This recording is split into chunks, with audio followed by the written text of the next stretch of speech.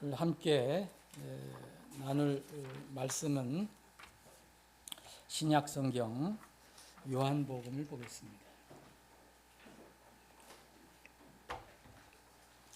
요한복음 9장입니다.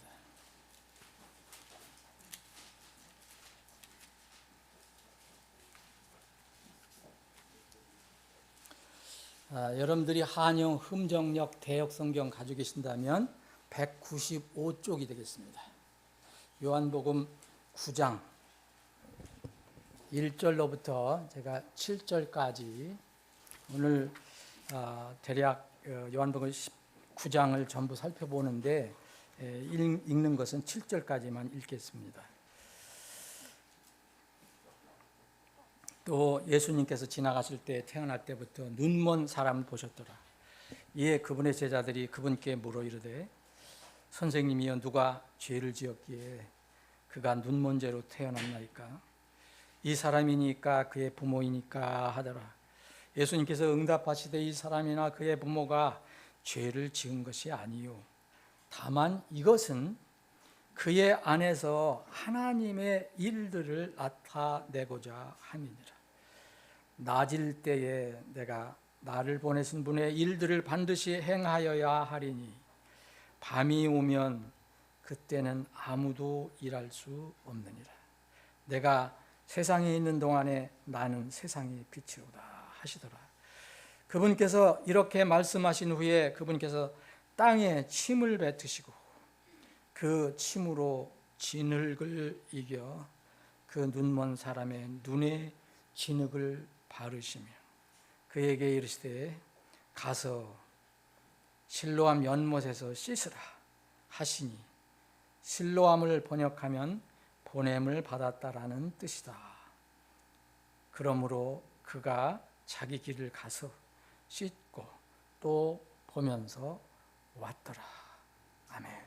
아버지 하나님, 오늘 저희들에게 이렇게 참 좋은 5월 좋은 달, 좋은 주일 아침을 허락해 주셔서 세상에 흩어져 있지 않고 하나님의 집에 모여서 우리를 구원해 주신 주님을 찬양하고 경배할 수 있는 시간을 주셔서 감사합니다. 또 그렇게 예배에 참석할 수 있는 마음을 갖게 해준 것 감사합니다. 주님, 이 시간에 주님 우리에게 주신 생명의 양식을 주님을 통해서 공급받기를 원합니다. 사람이 말은 전하지만 이미 이 말씀은 하나님께서 우리에게 생명의 양식으로 공급해 주신 것입니다. 이미 말씀으로 기록해 주신 것입니다. 우리에게 지혜를 주시고 또 깨달음을 주시고 하늘을 바라볼 수 있는 그런 눈이 열려질 수 있도록 역사해 주시옵소서. 예수님의 이름으로 기도합니다. 아멘. 오늘 우리가 이제 9장을 살펴봤는데 이 8장과 연결해서 오늘 말씀을 나누겠습니다. 오늘 이 본문 말씀은 불행하게도 태어날 때부터 눈먼 채 태어난 사람 이야기입니다. 원래 유대인들은 이 종교적이기 때문에 율법을 가지고 있었고 하나님은 알고 있었기 때문에 죄에 대해서 이렇게 바라보는 관점이 민감했습니다. 물론 그들이 죄에 대해서 민감했지만 여전히 또 죄에 빠져 살았죠. 그런데 유대인들은 이제 어떤 사람의 삶에서 나타나는 그 모습을 보고 그것이 죄의 결과라고 생각을 했어요. 그래서 오늘 여기에 보면은 태어날 때부터 눈먼 사람을 이제 주님께서 지나가시다가 보셨는데 그분의 제자들이 다 유대인입니다. 그 제자들이 자기들이 생각하는 것을 주님께 말씀을 드립니다. 저 사람은 왜 태어날 때부터 이렇게 눈먼 상태로 태어났습니까? 그러면은 그들이 생각하는 것은 죄가 그 원인인데 그 죄 때문에 저렇게 벌을 받아서 눈을 먼 건데 그 누가 죄를 진 겁니까? 이 제자들의 관심이 거기에 있습니다. 그가 죄를 지어서 태어날 때부터 눈이 먼 겁니까? 아니면 그 부모가 그 아이가 태어나기 전에 부모가 죄를 지어갖고 그 아이한테 그게 넘어간 것입니까? 이렇게 묻습니다. 이 유대인들이 죄를 바라보는 관점입니다. 이것이. 그런데 만약 이런 유대인들의 관점이 맞는다면 인류는 모든 사람들이 눈멀게 태어나야 돼요. 어머니 뱃속에서 무슨 고약한 죄를 짓고 태어난 그런 그가 눈이 멀었다고 할 수 없잖아요. 그렇다면 인류는 모두 눈먼 사람이 태어나야 돼요. 왜냐하면 성경은 모든 사람이 죄인이라고 하기 때문입니다. 그런데 주님의 죄인을 바라보시는 관점은 다릅니다. 원인이 아닌 사람들은 원인을 다 몰라요. 그런데 그 나타나는 그런 현상을 보고 뭘 판단을 합니다. 원인이 아닌 어떤 목적을 주님께서는 바라보십니다. 왜 이 사람이 눈이 멀고 그렇게 먼 상태에 태어났는가? 그래서 주님께서는 이렇게 말씀하십니다.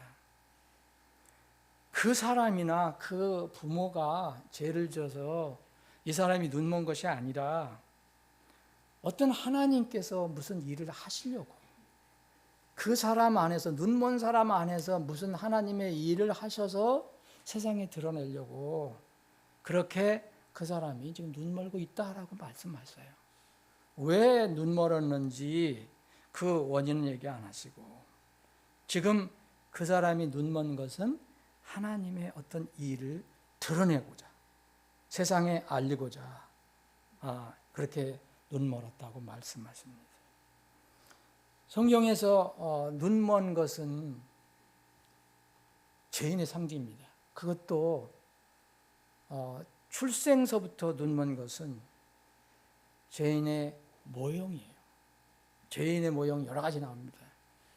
구약에서는 나병도 그리고 여러 가지 몸에 어떤 이상이 있는 것 이런 것도 다 죄인의 모형으로 나옵니다.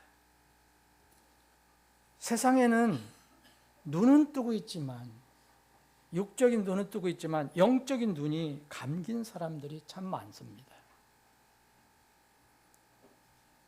이 이유는 성경은 밝혀놓고 있는데 사람이 멀쩡히 눈은 뜨고 있지만 하늘을 바라볼 수 없는 그런 눈, 이것은 이 눈에는 하나님께서 제시하시는 아름다운 소리, 복스러운 소리, 사람들을 살리는 소리, 생명을 주는 소리는 복음, 이것이 보이지가 않습니다. 그래서 이 주님께서는 바울 사도를 통해서 이런 말씀을 해 주셨어요. 세상에는 영적인 눈이 감긴 사람이 많은데 이 세상의 신인 마귀가 그 사람 눈을 가리고 있기 때문이라고 얘기합니다. 원인은 여기서 마귀를 말씀하십니다. 고린도후서 4장 3절로 4절에는 이런 말씀이 있습니다. 만일 우리의 복음이 가려졌다면, 이건 바울 사도가 그 팀과 함께 지금 사람들을 살리러 복음을 전하러 다니는데, 만일 우리의 복음이 가려졌다면 그것은 잃어버린 자들에게 가려진 것이 아니라 그들 속에서 이 세상의 신이 믿지 않는 자들의 마음을 가려, 눈을 가린 게 아니죠. 마음을 가리죠. 마음을 가려서 하나님의 형상이신 그리스도의 영광스러운 복음의 빛이 그들에게 비치지 못하게 하였느니라. 사실 영적인 눈이 감긴 사람들은 육적인 눈은 다 뜨고 있어요. 그런데 하나님께서 비춰주는 빛은 못 보고 있는 거예요. 사람들은 서서히 죄인이 돼서 망하는 게 아니에요. 그 사람들은 이미 망한 상태, 잃어버린 상태에 있는 겁니다. 처음부터. 그러므로 사는 동안 복음의 빛을 만약 받지 못한다면 태어날 때부터 있는 그 죄가 그대로 남아있게 되죠. 죄의 싹은 성경은 분명히 얘기합니다. 죄의 싹은 다른 게 아니에요. 죽는 겁니다. 죄의 싹은 사망이라고 그랬어요. 이것은 영원한 죽음을 얘기해요. 그래서 세상 사람들은 누구나 죽는 거예요. 최근에 뉴스를 들어보는데 라디오 들어보니까 유명한 연예인들이 많이 세상을 떠난다고 그러더라고요. 뭐 언제나 그런 거지만 30 몇 살 먹은 배우도 떠나고 60 몇 살 먹은 배우도 떠나고 또 유명한 우리 때 이름이 있었던 그 코미디언 뽀모라고 한 사람도 어디에 떠났더라고요. 근데 이분은 내가 보기에는 이게 체력이 좋고 또 하루에 4시간씩 운동을 한다든가 하여튼 그 운동만큼은 체력만큼은 자신 있다고 했던 사람인데 갑자기 심정지가 와서 갔어요. 여러분, 어떤 사람이든지 이 세상에 사는 사람은 이 사망을 피할 수가 없습니다. 사람은 그래서 멸망의 길로 가게 되는 겁니다. 이때, 바로 이때, 이 눈먼 사람처럼 이때 예수님을 만나면 놀라운 일이 생기게 되는 겁니다. 이때 자신이 눈먼 자요 멸망을 향해 가는 자라는 그 무서운 영적 신분을 깨닫기만 한다면 그에게는 큰 복이 됩니다. 자기의 영적 상태를 깨달으면 그거 영적 상태 아는데 가만히 있을 사람 없습니다. 무언가를 구하게 되죠. 그렇게 되면 이제 하나님께서 생명의 말씀을 보냅니다. 이 사람에게는 오늘 생명의 말씀이신 예수 그리스도께서 가셨어요. 그의 삶의 어느 날, 어느 때, 어느 기회에 하나님 말씀이 빛으로 들어옵니다. 빛으로 들어오면 이 눈먼었던 사람이 눈이 열리고 다시 죽은 상태에서 살아나게 되는 겁니다. 시편 119편 130절에 이런 말씀이 있습니다. 주의 말씀들이 들어오면 빛을 주고 이 빛이 우둔한 자에게 명철을 주느니라. 뭔가를 자기 인생을 깨닫고 자기 정체를 깨닫고 빛을 따라가게 됩니다. 이게 다시 태어나는 겁니다. 사망을 이기는 겁니다. 베드로전서 1장 23절에 너희가 다시 태어난 것은, 너희가 거듭난 것은 썩을 씨에서 난 것이 아니고, 썩을 씨에서, 세상 사람들은 썩을 씨에서 뭘 얻으려고 애를 씁니다. 썩을 씨에서 난 것이 아니요 썩지 않을 씨에서 난 것이니 영원히 거하는 하나님의 말씀으로 된 것이니라. 그래서 하나님의 말씀이 빛으로 들어오면 그 사람은 생명을 얻게 됩니다. 그래서 사람은 어떻게든 하나님의 말씀을 들어야 됩니다. 하나님 말씀을 듣거나 읽거나 누구한테 전해 받았거나 이런 일이 없으면 사람 자연적으로 생명을 얻는 경우 없어요. 그래서 성경은 이 과정을 크게 강조하고 있습니다. 그런즉 이와 같이 믿음은 들음에 의해 오며 들음은 하나님의 말씀에서 오느니라. 들어야 믿음이 생기는데 이 믿음은 하나님 말씀을 들을 때 온다는 겁니다. 그런데 누군가 이 말씀을 전하지 않으면 자연적으로 그 사람이 하나님 말씀을 무슨 환상으로 보는 것도 아니고 깨달을 수가 없습니다. 이 말씀을 전하지 않으면 죄인들은 듣지 못하고, 죄인들이 듣지 못하면 그대로 죄의 값을 따라서 치르기 위해서 사망으로 이르게 되는 겁니다. 여기에 바로 주님께서 말씀하신 전도 선교의 절박성이 있는 거예요. 이건 누가 하든 안 하든 하나님께서는 그렇게 교회에게 말씀하신 거예요. 로마서 10장에 보면 이는 누구든지 주의 이름을 부르는 자는 구원을 받을 것이기 때문이지.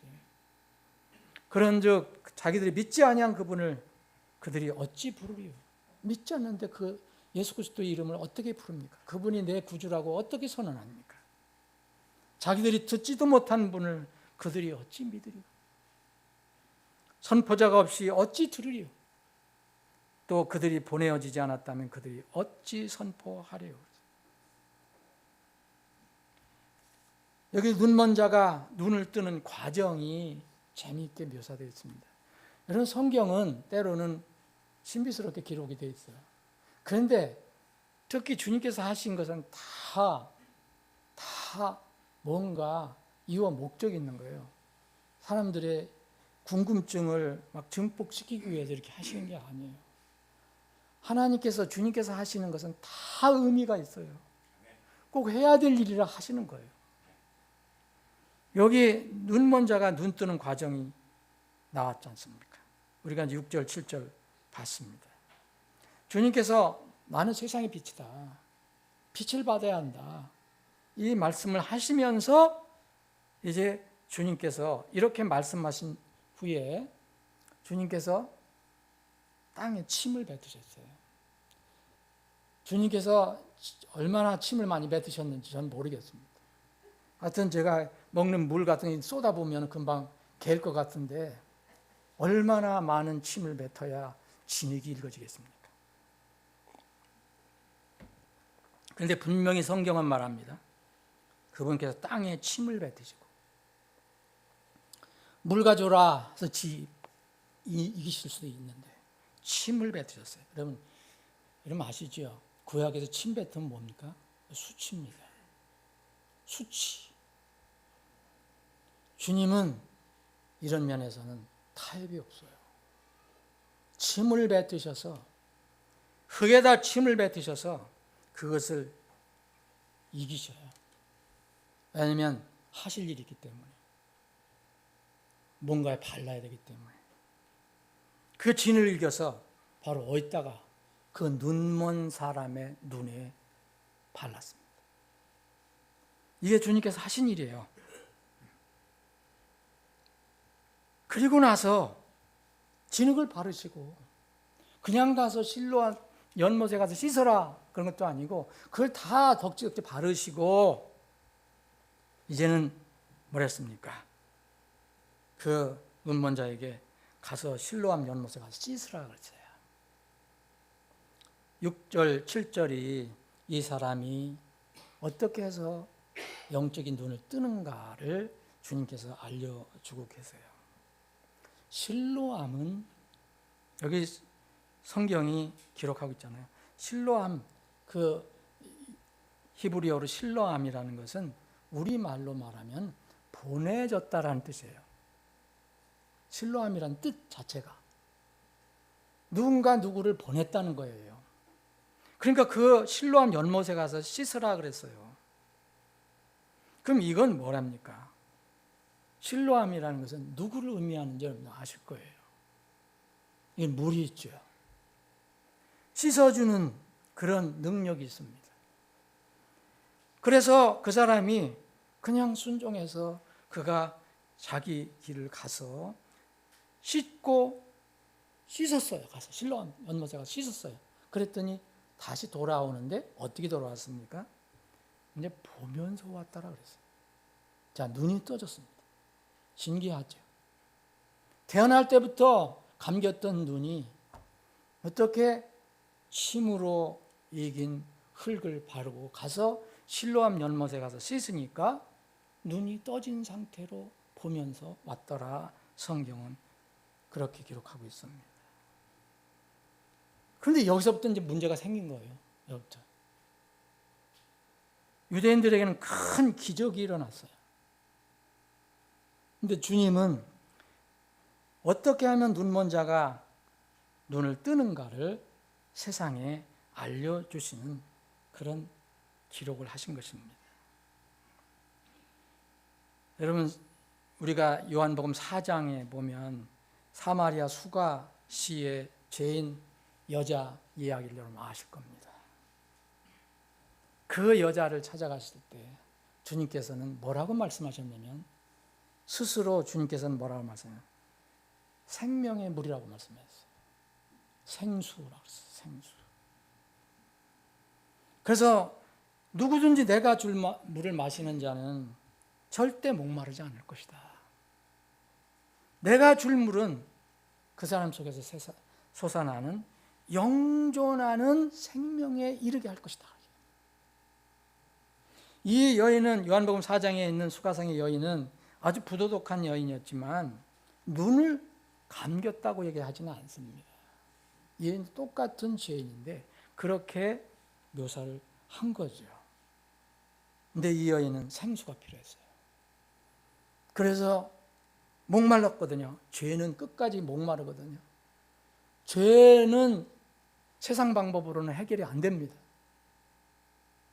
어떤 방법을 쓰든지, 세상에서 어떤 방법을 쓰더라도 그 죄를 해결할 수가 없고 점점점 무슨 방법을 쓰든지 목말라집니다. 그 여인은 맨날 사람들 보이지 않는 때 이 물동이를 쥐고 와서 물을 길러 간 거예요. 오늘도 오고 내일도 오고 그 다음에도. 그래서 예수님의 말씀을 듣고, 그런 물이 있으면 나에게 달라. 그래서 그날 그 여인이 자기 물동이를 버리고 이 기쁜 소식을, 내가 어떻게 해서 목마름을 해결됐는가 알리게 됐잖아요. 이 실로암 연못에 가서 눈을 씻고 온 이 사람, 근데 멀쩡하게 눈이 감겨 있다면 문제가 안 되는데 눈이 떠진 상태로 왔어요. 그랬더니 유대인들이 난리가 난 거죠. 그래서 이제 8절 이후로는 바로 그런 얘기입니다. 쭉. 근데 이 유대인들은요, 궁금한 게 뭐냐면, 유대인 종교인들 특히 궁금한 게 뭐냐면, 이 사람이, 불쌍한 사람이 눈을 떠서 눈을 본다는 거, 그거보다도 어떻게 눈이 떠졌느냐, 이게 관심인 거예요. 어떻게 눈을 뜬 거야? 너 어떻게 눈을 떴느냐? 계속 묻습니다. 10절 어떻게 떴냐? 13절 어떻게 시력을 받게 됐냐? 26절에 가서도 또 어떻게 다시 말합니다. 다시. 예? 내가 이렇게 해서 이 예수님이 내 눈을 뜨게 하셨다 그래도 또 다시 묻어요. 26절에 보면 그가 어떻게 내 눈을 열어줬느냐? 오직 어떻게 열어줬느냐? 관심이 있어요. 이 유대인들은 이제 가장 원하는 것이 뭐냐면 기적적인 일을 많이 원했어요. 한 불쌍한 혼이 눈을 뜬 것은 관심 없어요. 기적이 어떻게 일어났는지 이거에만 관심이 있었어요. 여러분, 이게 유대 종교의 실체입니다. 이 시대의 종교는 다 이것과 똑같습니다.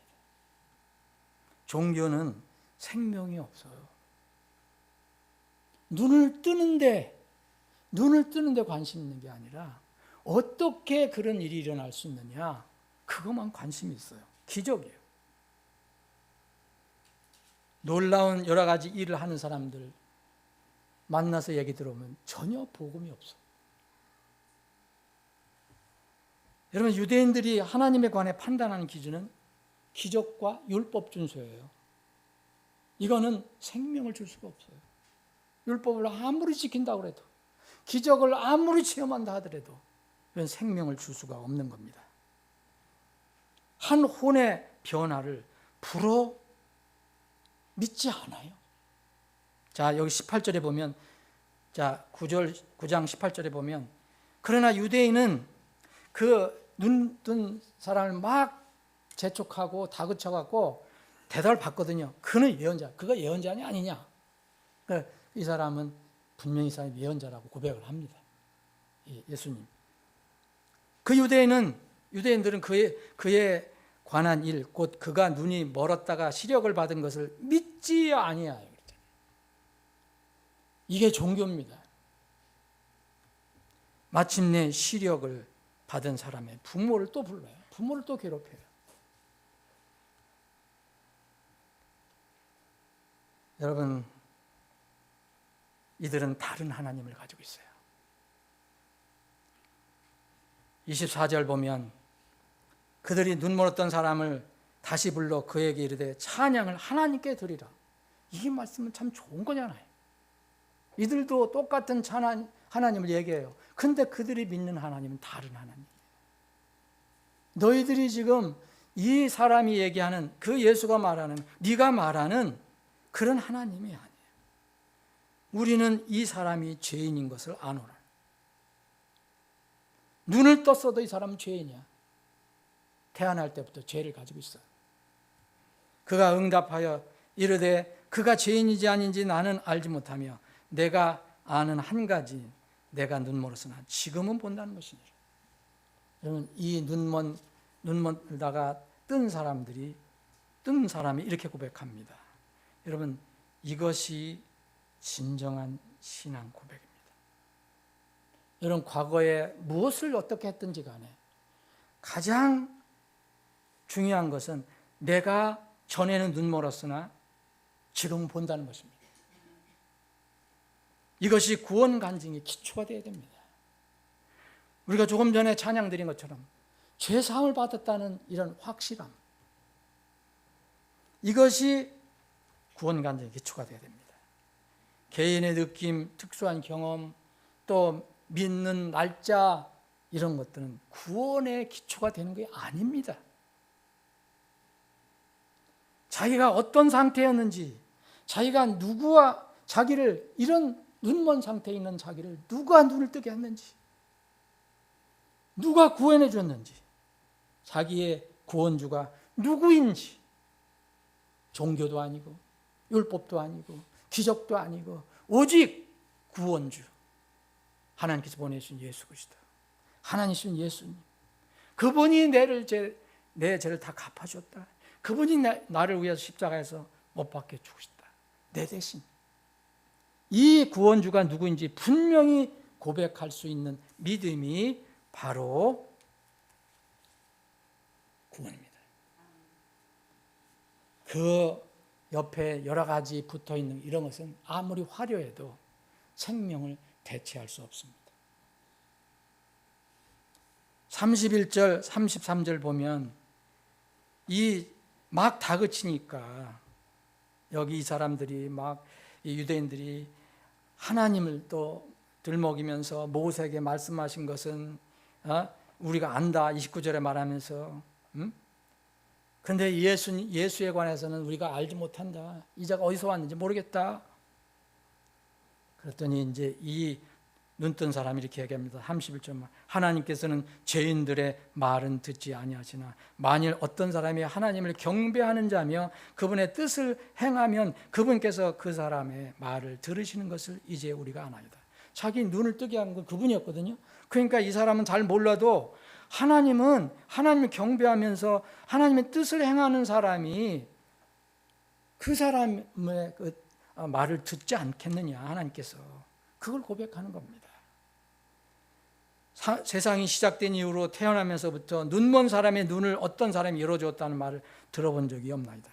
만일 이 사람이 하나님께로부터 오지 않았다면 아무 일도 할 수 없었으리다 하더라. 이 고백이 바로 이 사람의 신앙 고백입니다. 눈뜬 사람의 고백입니다. 그랬더니 이 유대인들, 종교인들은 화를 내면서 네가 나를 가르치냐, 우리를 가르치냐 하는 내쫓아는 거예요. 34절에 보면. 그래서 내쫓은 거예요. 이 사람을 이제 출교를 시켜버린 거예요. 유대인 사회에서. 이것은 바로 생명 있는 종교의 문제입니다. 여러분, 왜 주님께서 이 태어날 때부터 눈먼 자, 이 사람을 그냥 전능하신 주님께서 야, 너 눈을 떠라, 아니면 손을 만지시든지, 주님은 사람들 고치시거나 또 구원하실 때 여러 가지 방법을 다 하셨어요. 근데 이 사람은 특별히 그냥 말로도 하실 수 있는 분이 왜 흙에다가 그 침을 그렇게 많이 뱉으셔서 진흙을 만드셔서 그 눈에 바르셨을 거예요. 이게 재미있게 하시려고 그러셨을 거예요. 왜 그리고 가서 실로암에 가서 씻으라 하셨을까요? 여러분, 8장에 보면 8장을 한번 보십시오. 8장을 보면 여기 8장, 9장, 10장 다 연결됩니다. 8장 보면은요, 제일 앞에 보면 어떤 여자가 또 나타나요. 근데 이 여자는 간음하다가 현장범으로 붙잡힌 여인이에요. 자, 8장 3절에 보면 서기관들과 바리새인들이 간음하다가 붙잡힌 여자를 그분께 데리고 와서 그녀를 한가운데 세우고 그랬어요. 붙잡혔어요, 종교인들한테. 그래서 이 종교인들이 주님께 얘기합니다. 선생님, 이 여자가 간음하다가 현장에 붙잡혔습니다. 우리는 모세 율법을 잘 아는데 모세 오경 얘기하는 거죠.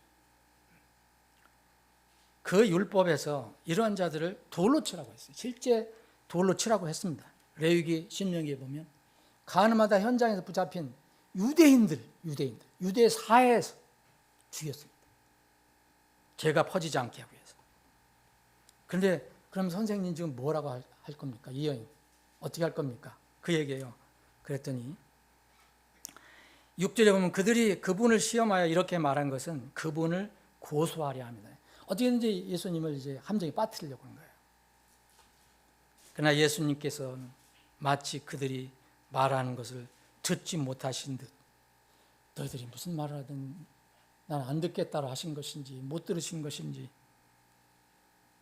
아무 대답 안 하시고 몸을 굽히시고 자신의 손가락으로 예수님께서 또 여기 보세요. 어디에서 손가락으로 뭐 했네요? 그 사람 지목한 게 아니에요. 손가락으로 땅에 쓰셨어요. 근데 뭘 쓰셨다고는 나오지 않습니다.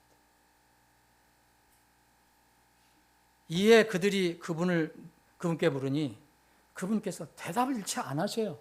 그냥 땅에 뭔가 쓰셨어요. 그랬더니 또 이 사람들이 묻는 거예요. 그분께서 일어나 그들에게 이르시되 너희 중에 죄 없는 자가 먼저 그녀에게 돌을 던지라 그랬어요.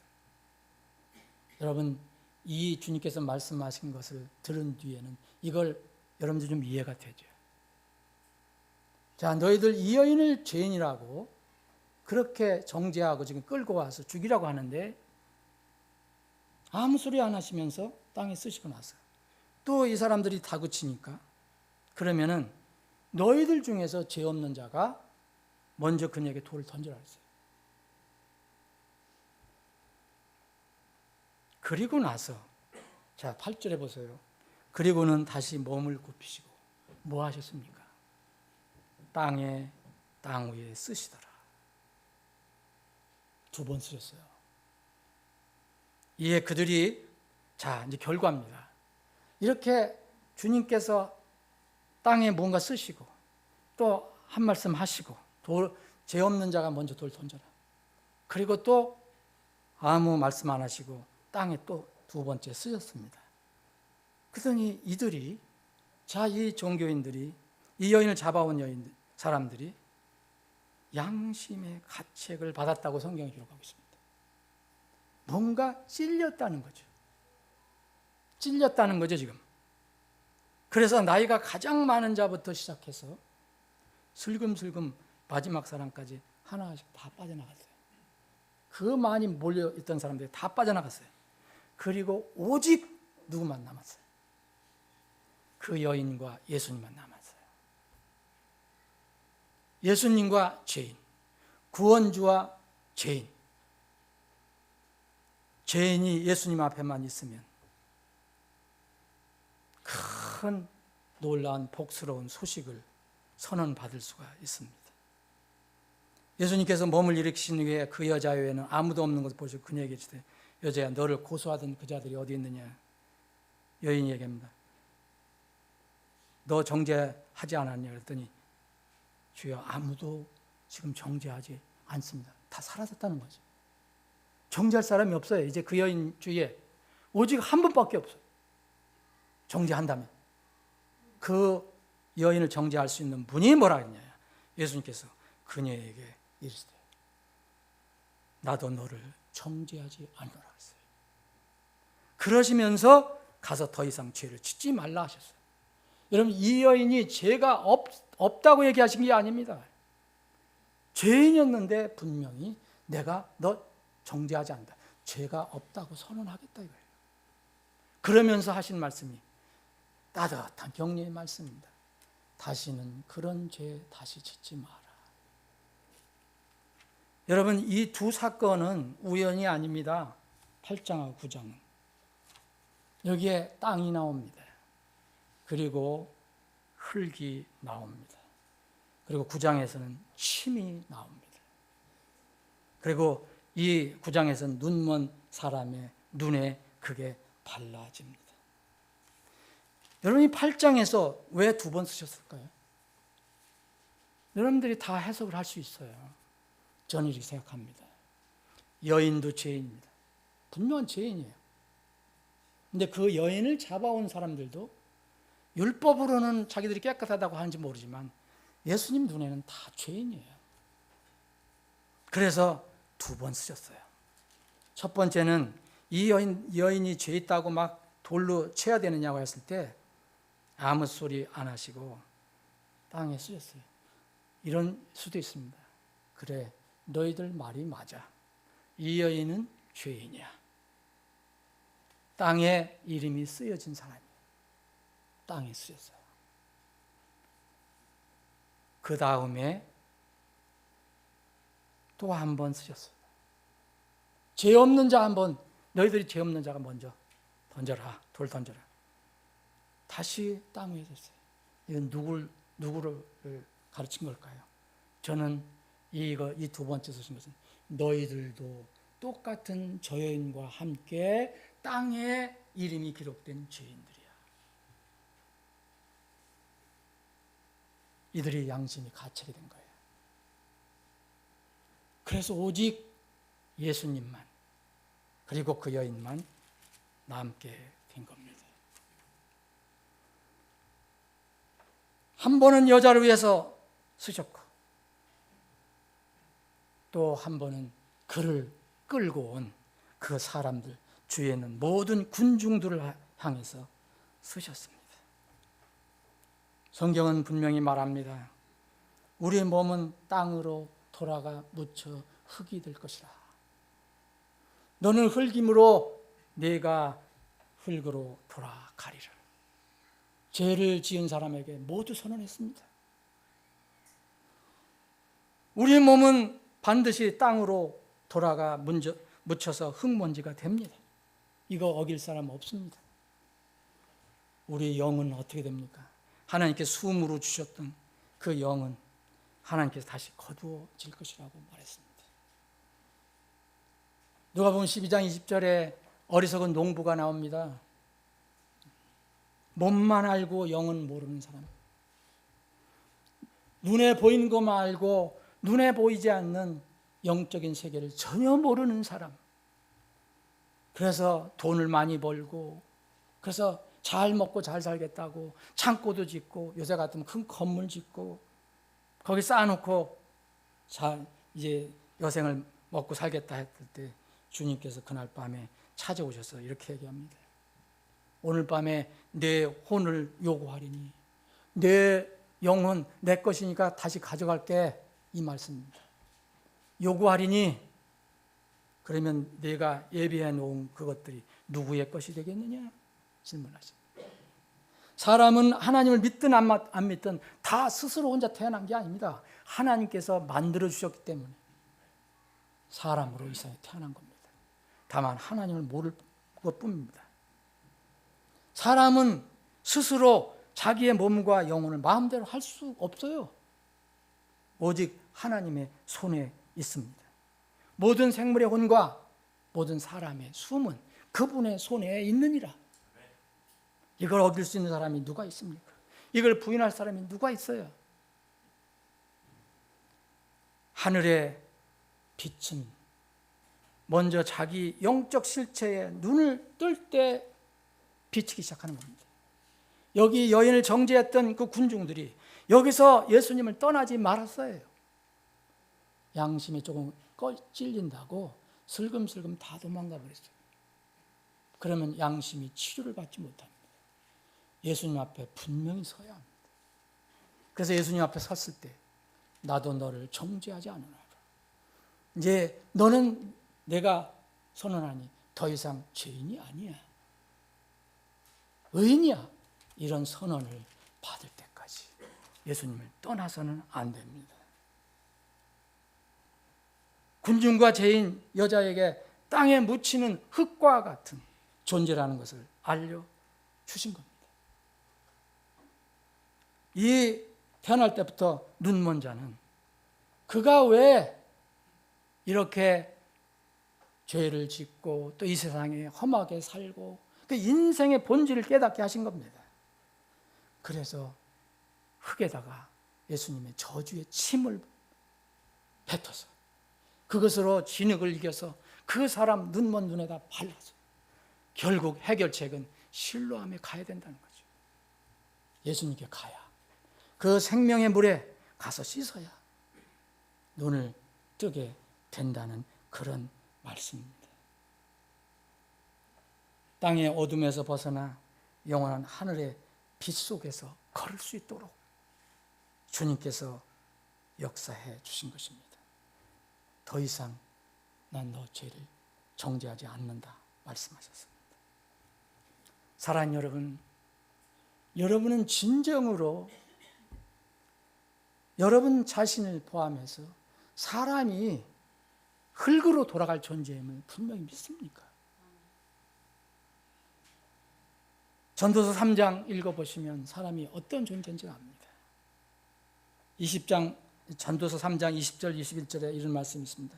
모두가 한 곳으로 가나니 모두가 흙에서 나와 모두가 다시 흙으로 돌아가느니라. 누가 위로 올라가는 사람의 영과 땅으로 내려가는 짐승의 영을 아느니라. 사람과 짐승의 차이가 여기 있습니다. 짐승도 몸이 있고 몸이 아닌 부분이 있어요. 우리처럼 그런 하나님의 형상은 아니지만 사람도 마찬가지입니다. 사람의 몸이 있고 보이는 몸이 있고 보이지 않는 부분이 있어요. 보이는 부분은 성경의 예언대로 가서 다 죽으면 땅에 묻히는 겁니다. 그래서 사람들이 그렇게 돌아 죽어 간 거예요. 그런데 그 영혼은 사람들이 잘 모르잖아요. 영혼은 어떻게 된다 그랬습니까? 위로 올라가는 사람의 영이라고 했어요. 하나님께서 주셨기 때문에 영을 다시 찾겠다는 거예요. 아까 누가복음 12장에 있었던 것은 오늘 밤 내 혼을 내가 요구하리니 그랬어요. 그래서 다 하나님께로 갑니다. 거기서 심판을 받아서 하나님을 대적하고 하나님을 믿지 않던 사람은 하나님 안 계신 곳으로 보내는 거예요. 그리고 하나님을 믿는 사람은 하나님의 그 나라로 받아들이시는 거예요. 이 사실을 모르는 사람은 어리석은 사람들이에요. 짐승과 똑같은 거예요. 사람의 틀을 가지고 있어도. 이 율법을 가지고 이 여인을 괴롭혔던 유대인 종교인들도 똑같았어요. 그들은 양심이 찔렸을 때 도망을 갔어요. 시편 49편 20절에 존귀함 중에 거하는 사람이다. 사람은 존귀합니다. 그런데 깨닫지 못하면 멸망하는 짐승과 같도다 그랬어요. 오늘 본문의 두 인물은 세상 모든 사람의 모형입니다, 여러분. 사람은 남자든 여자든 요새 유행하는 제3성 없어요. 남자든 여자든 태어날 때부터 눈먼 자고 태어날 때부터 죄인입니다. 이 범주에서 벗어날 사람 세상에 단 한 사람도 없습니다. 사람은 모두 출생부터 그 이름이 썩어져 없어질 땅의 족보에 그 이름이 기록됩니다. 이 사실, 자기의 영적 본질과 정체를 깨달으면 비로소 눈이 열리게 됩니다. 눈이 열리게 되면 내가 왜 죽어서 세상을 떠나는지 이제 깨닫게 되고, 그 이유를 알게 되면 죽음을 극복할 수 있는 길을 찾아가는 겁니다. 이 사람들이 구도자랍니다. 이 사람들을 길을 찾는 자, 그래서 구도자예요. 우리는 구도자를 찾아서 복음을 전하는 겁니다. 땅속으로 내려가는 길에서 이제 하늘로 올라가는 길을 찾을 수 있게끔 도와주는 것입니다. 마침내 하늘길을 찾으면 그 사람이 땅에 있던 이름이, 땅의 족보에 기록된 이름이 이젠 하늘에 기록되게 됩니다. 이사야서 66장 22절에 보면 이는 내가 만들 새 하늘과 새 땅이 내 앞에 남아 있을 것과 같이 너희 씨와 너희 이름도 남아 있을 것이기 때문이라. 앞으로 새 하늘과 새 땅에 남아 있을 사람이 있습니다. 하늘에 기록된 사람들만 남습니다. 누가복음 10장 20절에 제자들에게 무엇으로 너희들이 이 땅에 살아갈 때 기뻐할 거냐를 주님께서 교훈해 주십니다. 제자들이 엄청난 주님의 능력을 받아서 마귀도 쫓아내고 병든 자도 고치고 기적도 행하고 했지만, 그래서 기쁘게 돌아왔지만 주님께서는 이렇게 말씀하십니다.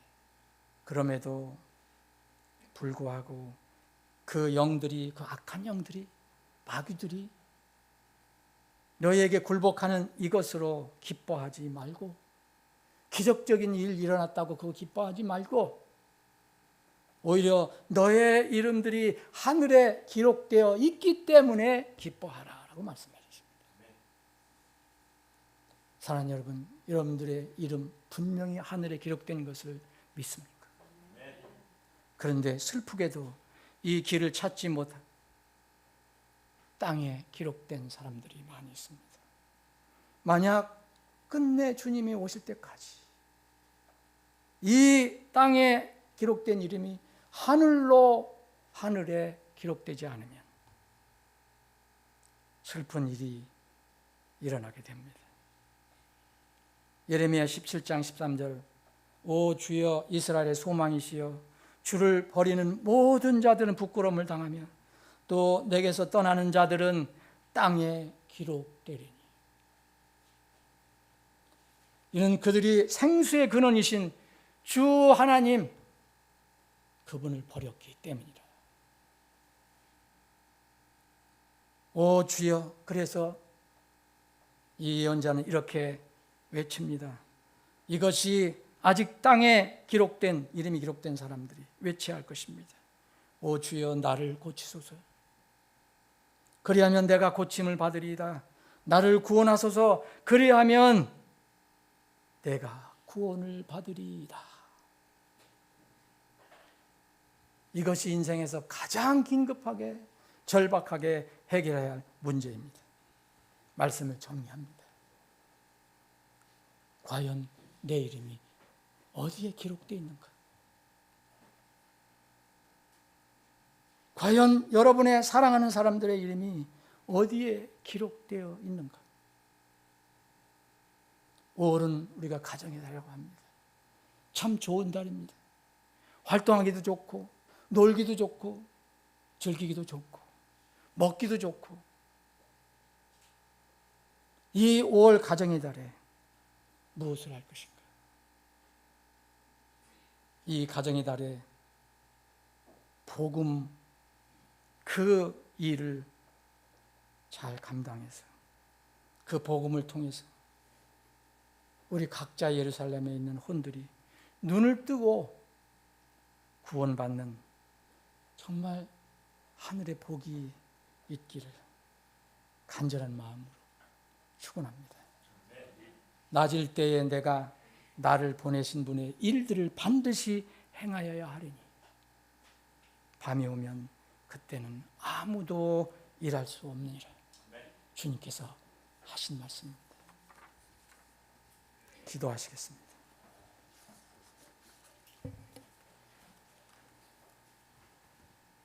아버지 하나님, 1년 12달 중에서 가장 좋은 달, 아름다운 달, 쾌적한 달, 지내기 좋은 달이라고 하는 5월 중에 저희들이 거하고 있습니다. 주님, 이 좋은 달 우리가 한번 말씀을 깊이 오늘 묵상하기를 원합니다. 우리 주위에는 태어날부터 눈먼 자라는 것을 알지 못하는 분들이 많이 있습니다. 죄를 짓고 율법에 붙잡혀 온지도 모르고 살아가는 죄인들이 많습니다.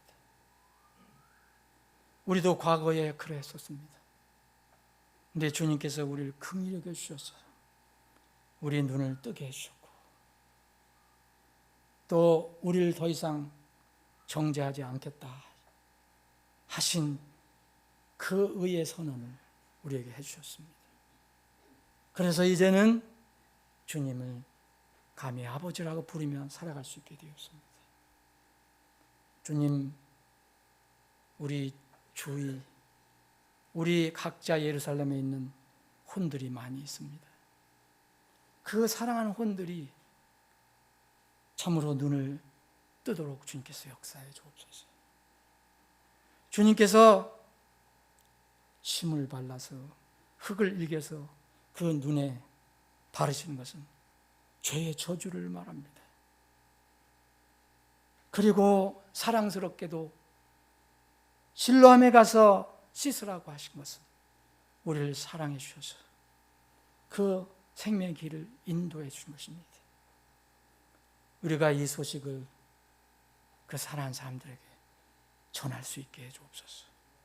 그런 도구와 그릇으로 우리 교회를 사용해 주시옵소서. 거룩하신 예수님의 이름으로 기도합니다.